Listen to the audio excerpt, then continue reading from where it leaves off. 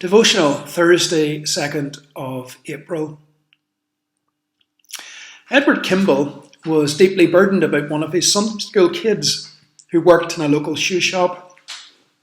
He called at the shop, and in the course of the conversation, Kimball led the young man to faith in Christ.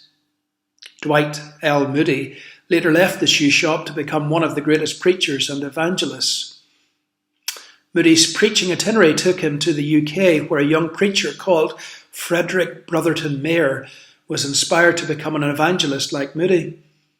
In due course, Mayer came to America to preach. Once in Northfield, Massachusetts, a young preacher sitting on the back row heard Mayer say, "If you're not willing to give up everything for Christ, are you willing to be made willing?" That remark led J. Wilbur Chapman to respond to the call of God in his life. Chapman went on to become one of the most effective evangelists of his time. A volunteer by the name of Billy Sunday helped set up his crusades and learned how to preach by watching Chapman. Sunday eventually took over Chapman's ministry, becoming one of the most dynamic evangelists of the 20th century.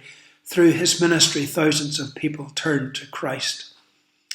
Inspired by a 1924 Billy Sunday crusade in Charlotte, North Carolina, a committee of Christians dedicated themselves to reaching the city for Christ.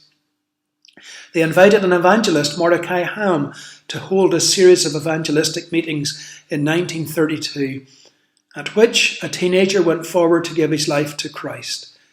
The teenager's name? Billy Graham. Remember how this sequence started.